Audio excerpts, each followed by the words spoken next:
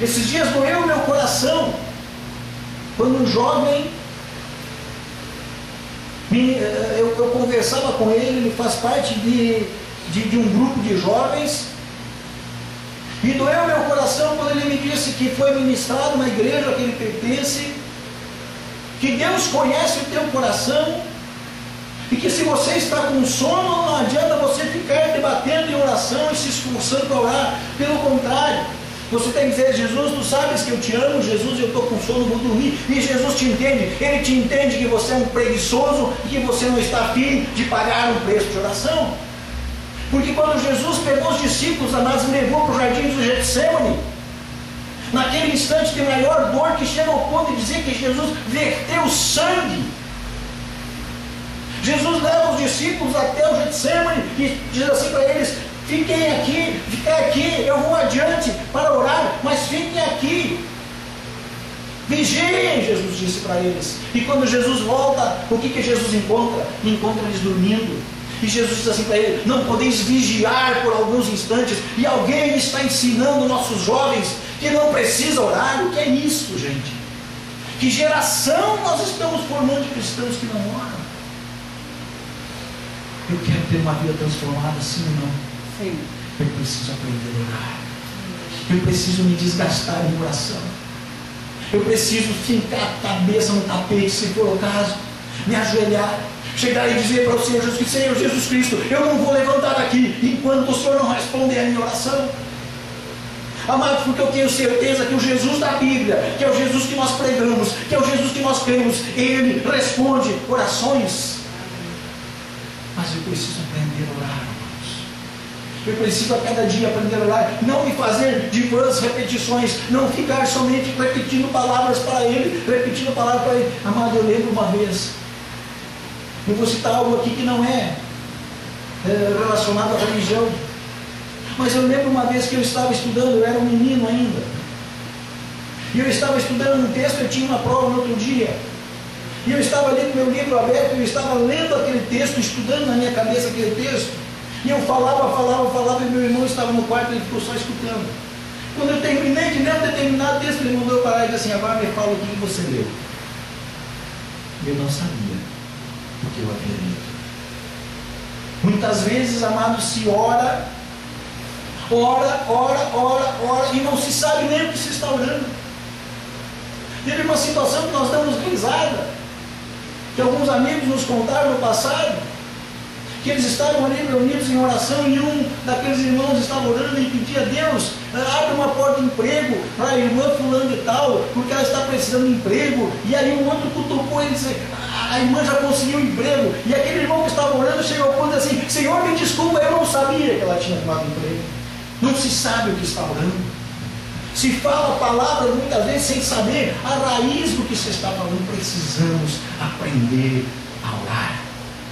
Primeiro passo: se eu quero que esse Evangelho de Jesus Cristo mude a minha vida, eu preciso aprender a orar. Eu preciso ser disciplinado na minha oração. Eu tenho que ter um tempo de oração, e aquele tempo é o tempo que eu vou gastar com Deus. Quando nós olhamos a palavra os grandes homens da fé, homens que Deus usou tremendamente para converter países, para converter nações. É o caso de Wesley, é o caso de Spurgeon, é o caso de tantos homens grandes na pregação que foram usados por Deus. Você vai olhar Martinho Lutero. Quando Martinho Lutero tinha um problema para resolver, ou tinha um dia cheio de problemas, ele dizia assim: esse é o dia que eu preciso orar mais. Ele ia gastar muito mais tempo em oração para depois ele resolver os problemas. Por quê? Porque quando ele gastava o tempo em oração, o Senhor já estava pelejando a causa dele e o Senhor já estava abençoando ele. Então eu e você precisamos, em primeiro lugar, para a mudança da nossa vida, aprender a orar. Repita comigo: aprender a orar.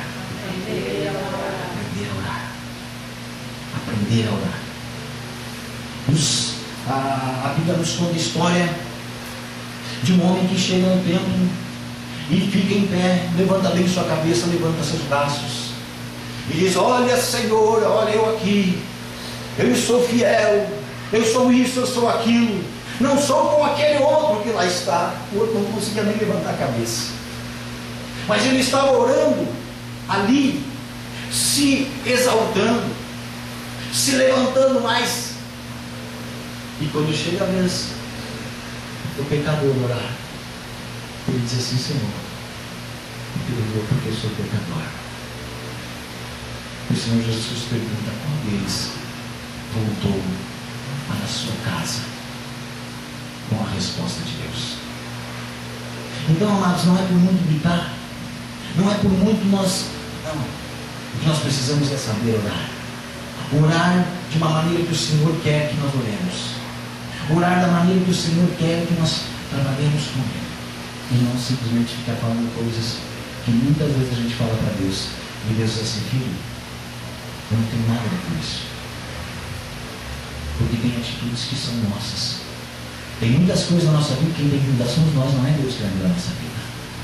Tem muitas coisas que Deus nos deu livre-arbítrio para nós querer assim ou querer assado. E não adianta eu estar pedindo para Deus para Ele mudar aquilo que eu tenho que mudar. Então eu tenho que aprender aquilo que eu tenho que orar. Primeiro lugar, aprender a orar. Segundo lugar, eu preciso aprender a pensar. Você pode dizer comigo? Aprender a pensar. Eu quero fazer uma pergunta para você. Você acha que é importante aprender a pensar?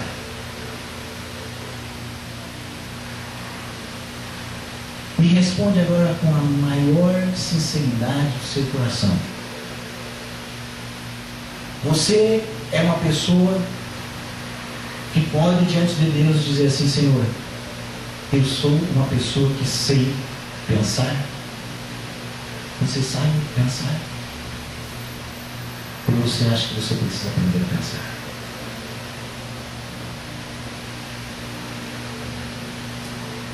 Se aprender a orar é importante, amados. E quanto tempo nós passamos orando por dia? 1 hora? Vamos exagerar? 2 horas?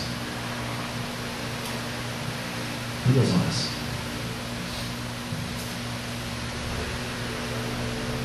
E é preciso aprender a orar. Eu passo 2 horas orando, exagerando. Quantas horas por dia eu penso? Quantas horas por dia você pensa?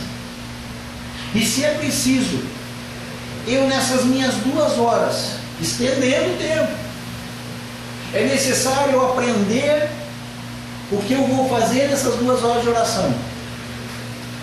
Quão mais necessário é importante eu aprender o que eu vou fazer naquelas outras, vamos contar 8 horas de sono, 24 menos 8, 16, menos 2, 14.